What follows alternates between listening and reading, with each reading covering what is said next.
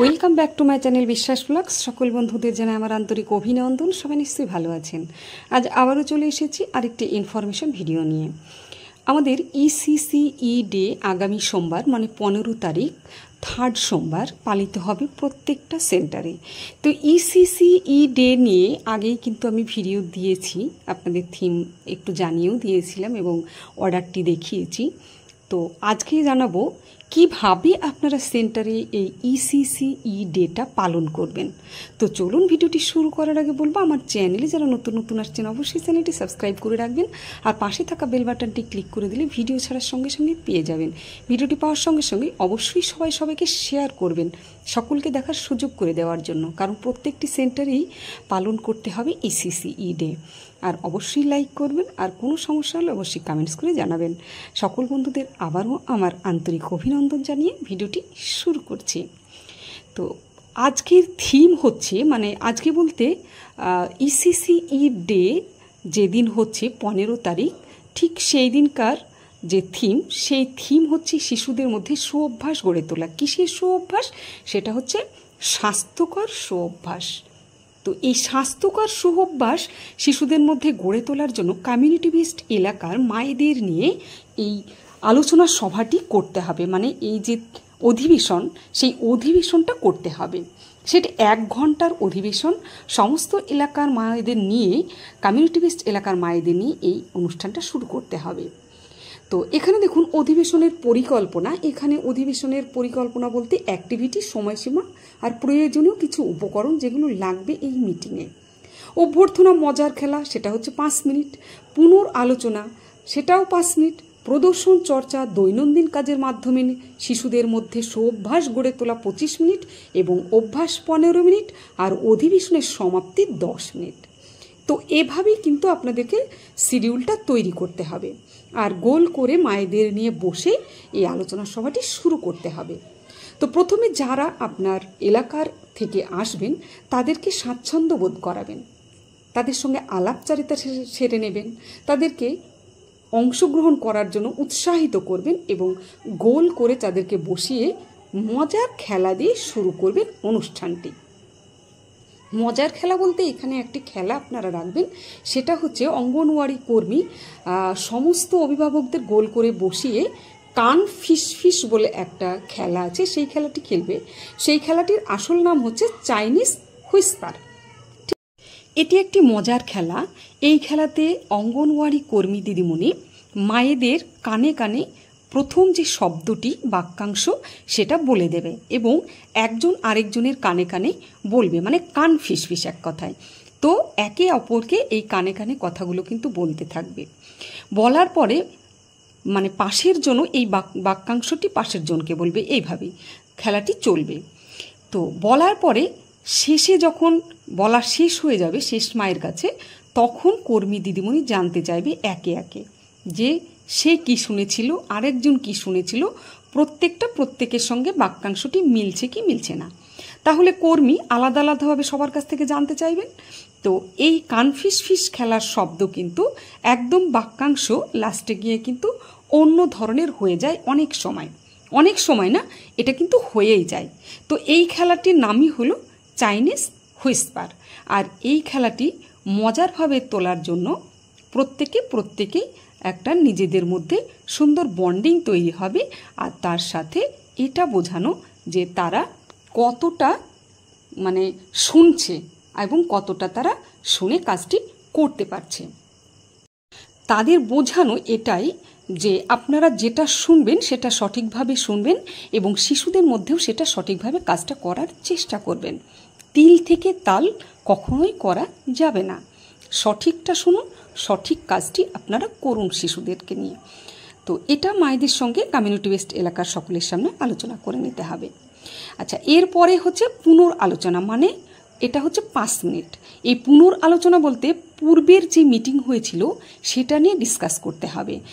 যেমন অভিভাবকরা বাড়িতে শিশুদের সঙ্গে কি অ্যাক্টিভিটি করেছেন এবং সেখানে শিশুরা কতটা অংশগ্রহণ করেছে, কাজটি শিশুরা নিজে কতটা করতে পেরেছে, কাজটি করার সময় শিশু বা অভিভাবক কি কোনো সমস্যার সম্মুখীন হয়েছেন।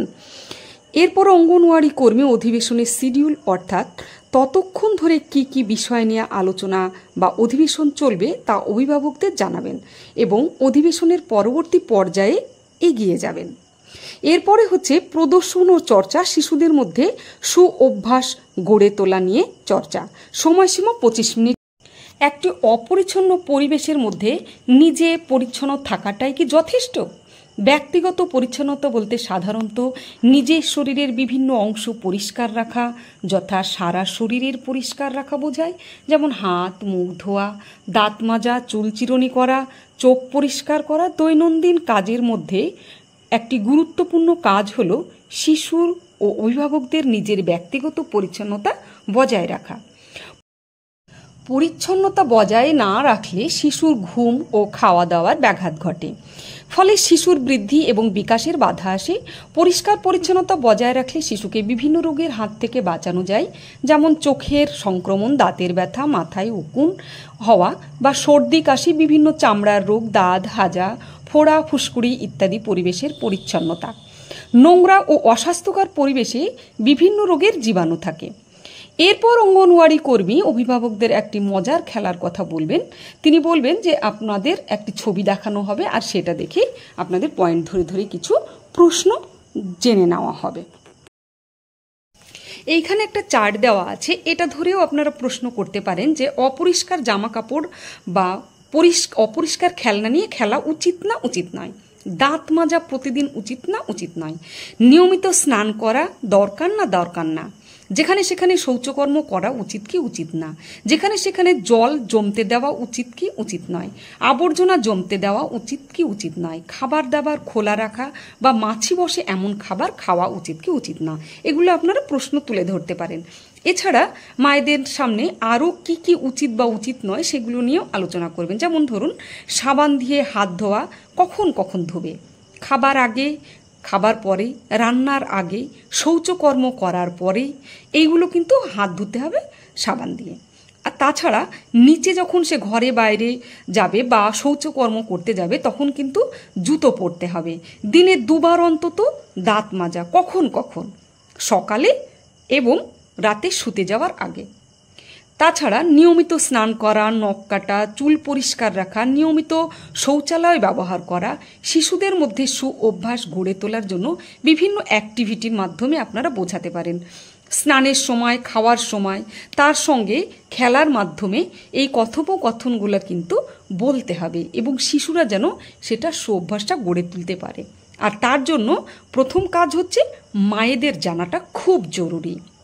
শিশুকে স্নান করানোর সময় তাকে জিজ্ঞাসা করতে পারেন, সাবান জল দিয়ে হাত পা ধোয়ার পর ওই জল কালচে রঙের হয়ে যায় কেন?